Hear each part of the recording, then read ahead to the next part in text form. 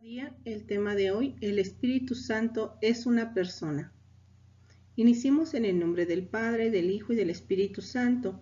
Le pedimos a nuestro Señor nos envíe su Espíritu Santo sobre cada uno de nosotros y nos conduzca a la verdad plena. Amén.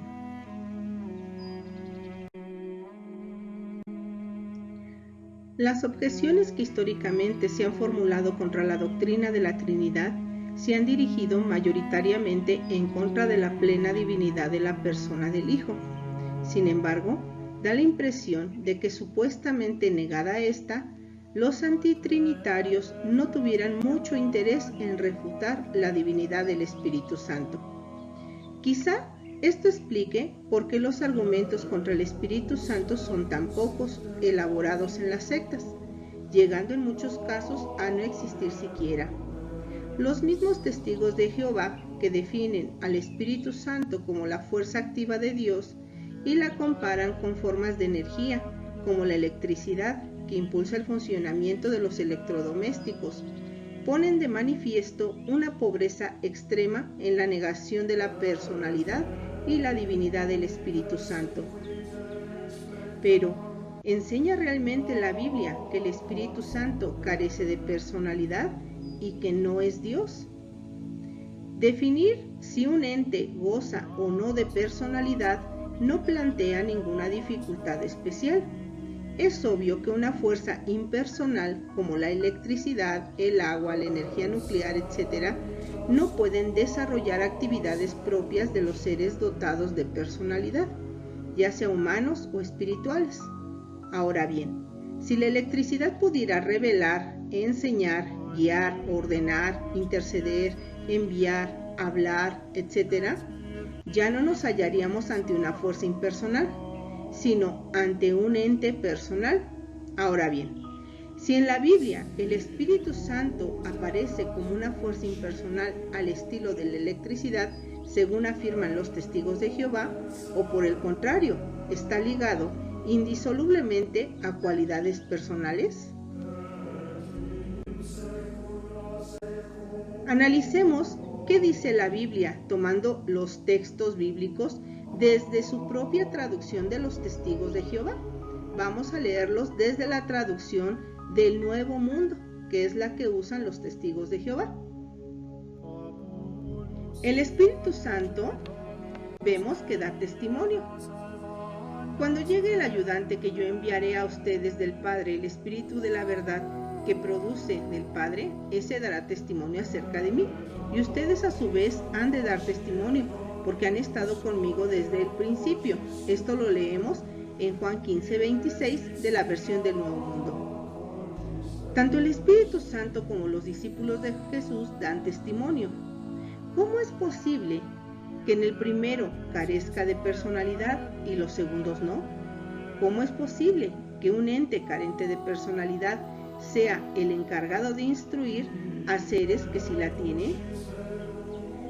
También leemos en Romanos 8:16, el Espíritu mismo da testimonio con nuestro espíritu de que somos hijos de Dios.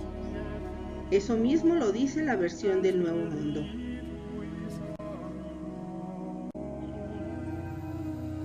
Ahora veamos cómo el Espíritu Santo guía a la verdad.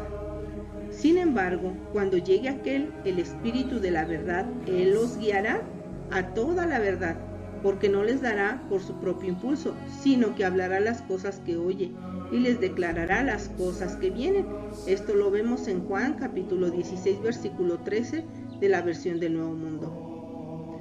Las palabras de Jesús transmitidas por el autor del cuarto evangelio no pueden resultar más claras. El Espíritu guiará a toda la verdad. Hablará no según su propio impulso, sino que lo que oiga y anunciará el futuro. ¿Acaso una fuerza impersonal como la electricidad puede hacer esto? Leemos en Juan capítulo 16, versículo 14. El Espíritu Santo glorifica. El Espíritu Santo me glorificará porque recibirá de lo mío y se los dará a ustedes.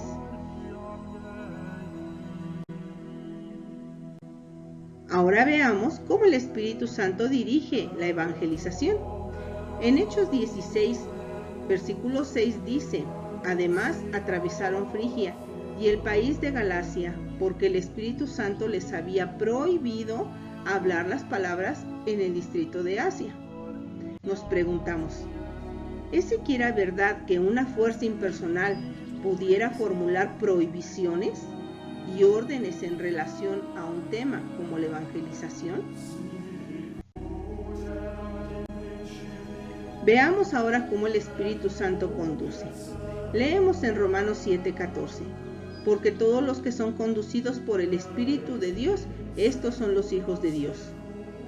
Ahora, ¿cómo es posible que una fuerza carente de personalidad, como la electricidad, conduzca a personas que sí tienen personalidad, de tal manera que si éstas se someten a su guía, pongan de manifiesto que son hijos de Dios? Ahora veamos el Espíritu Santo cómo intercede.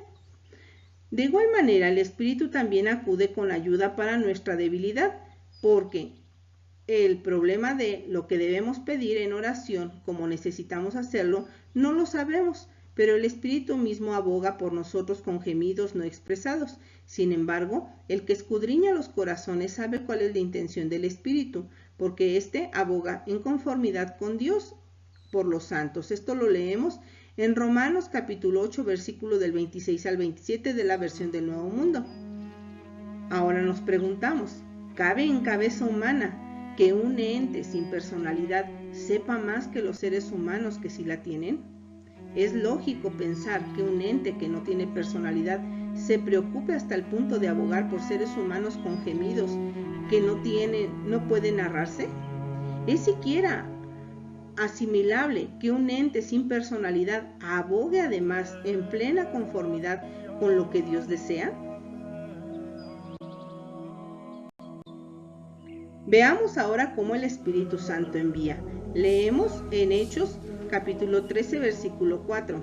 Por consiguiente, estos hombres enviados por el Espíritu Santo bajaron a Seleucia y de allí se embarcaron para Chipre. ¿Cómo es posible que un ente sin personalidad pueda enviar a seres que sí la tienen, marcándoles además su itinerario concreto?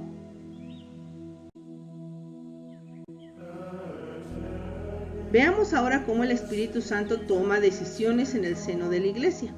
Leemos en Hechos capítulo 15, versículo 28.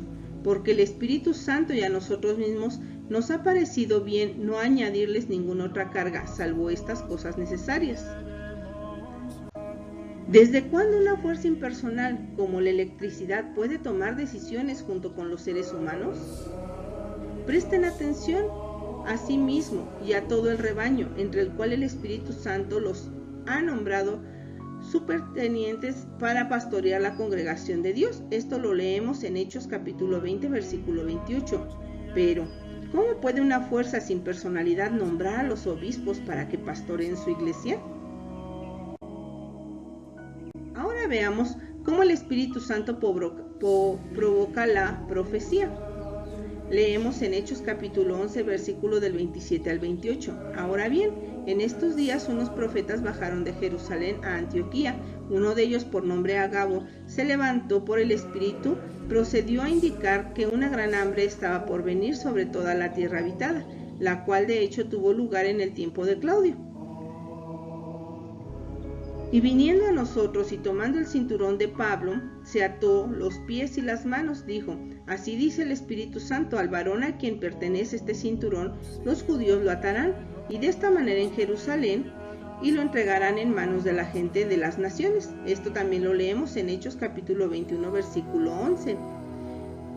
En estos pasajes asistimos a dos ocasiones en que el Espíritu Santo movió a un profeta a predecir el futuro, incluso señalando las palabras concretas que debía pronunciar. Las profecías, al contrario de las dadas por los testigos, los adventistas, los mormones o los niños de Dios, se cumplieron.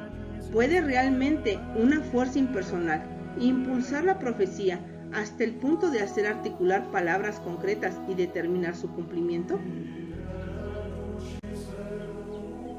Veamos ahora cómo el Espíritu Santo ordena. Leemos en Hechos capítulo 11, versículo 12.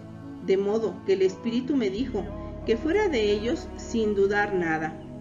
Ahora en Hechos capítulo 13, versículo 2. Mientras ellos estaban ministrando públicamente a Jehová y ayunando, el Espíritu Santo dijo de todas las personas, apártenme a Bernabé y a Saulo, para que la obra a lo que los he llamado. Recuerden que esta es traducción del Nuevo Mundo, por eso pronuncio la palabra Jehová.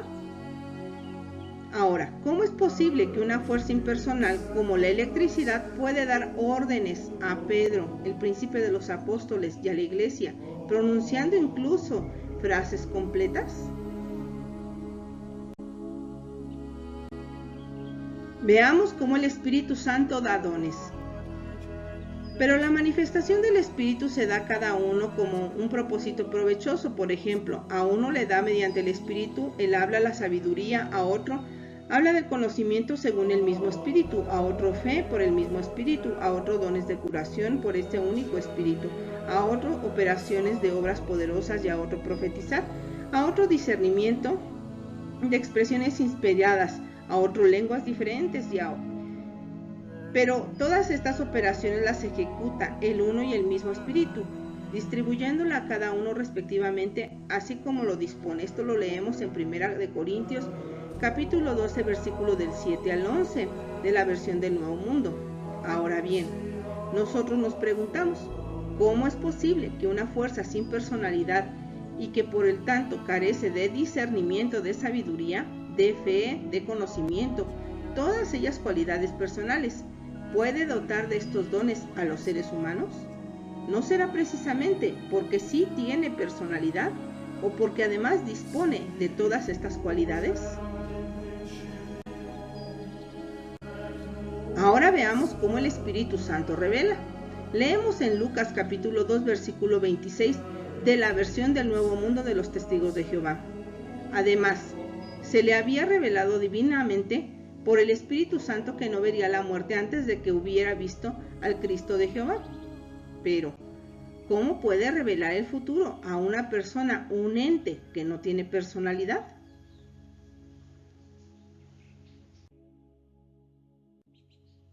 Veamos cómo el Espíritu Santo habla frases enteras. Leemos en Hechos capítulo 8, versículo 29 de la versión del Nuevo Mundo.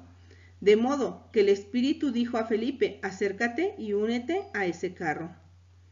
¿Cómo puede una fuerza impersonal pronunciar frases coherentes y articuladas que tienen un propósito y que incluso vaticinan el futuro?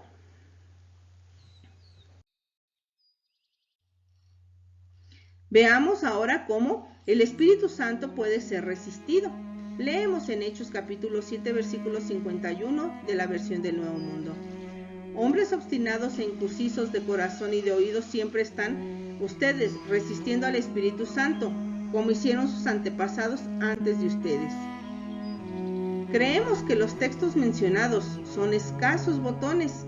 Demuestra, por otra parte, establece de manera indiscutible el concepto de que los primeros cristianos tenían acerca del Espíritu Santo. Para ellos, no era una fuerza activa e impersonal comparable a la electricidad, como pretende la Watchtower.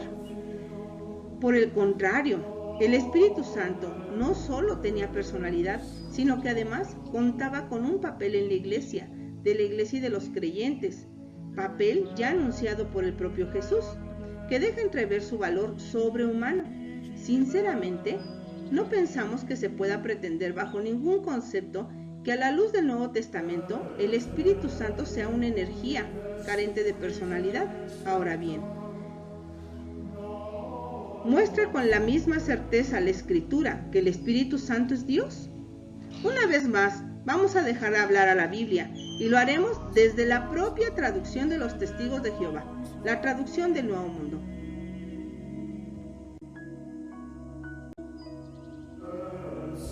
Mentir al Espíritu Santo es mentir a Dios.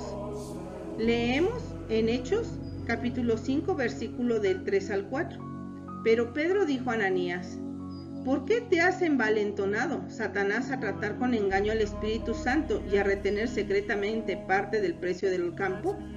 Mientras permanecía contigo, ¿no permanecía tuyo? Y después que fue vendido, ¿no continuaba bajo tu control? ¿Por qué te propusiste un hecho de esa índole en tu corazón? No has tratado con engaños a los hombres, sino a Dios. Veamos otro ejemplo, donde el Espíritu Santo es el mismo Dios o el mismo Jehová, como dirían los testigos de Jehová, que habló en el Antiguo Testamento. Leemos en Hechos capítulo 28, versículo del 25 al 26. Así, porque estaban en desacuerdo unos con otros, empezaron a irse mientras Pablo hacía este único comentario. Aptamente habló el Espíritu Santo por Isaías, el profeta de los antepasados de ustedes, diciendo: Ve a este pueblo y di, oyendo oirán, pero de ningún modo entenderán, y mirando mirarán, pero de ningún modo verán. Esto es de la versión del Nuevo Mundo. Ahora comparémoslo con Isaías capítulo 6, versículo 8 al 9, igual de la versión del Nuevo Mundo. Ahora bien, lo cierto es que Pablo cita a Isaías en este capítulo. Y ahí no se dice que hablará el Espíritu Santo, sino dice aquí en Isaías que hablará el mismo Jehová. Leámoslo. Y empecé a oír la voz de Jehová que decía: ¿A quién enviaré? ¿Y quién irá por nosotros? Y yo procedí a decir: aquí estoy yo, envíame a mí. Y él pasó a decir: ve y tienes que decir a este pueblo: oigan, vez tras vez, pero no entiendan, y vean, vez tras vez, pero no consigan conocimiento. Ahora me pregunto, ¿se equivocaba el apóstol Pablo al identificar a Jehová con el Espíritu Santo? ¿O se equivocan los testigos de Jehová al decir que el Espíritu Santo no es Dios?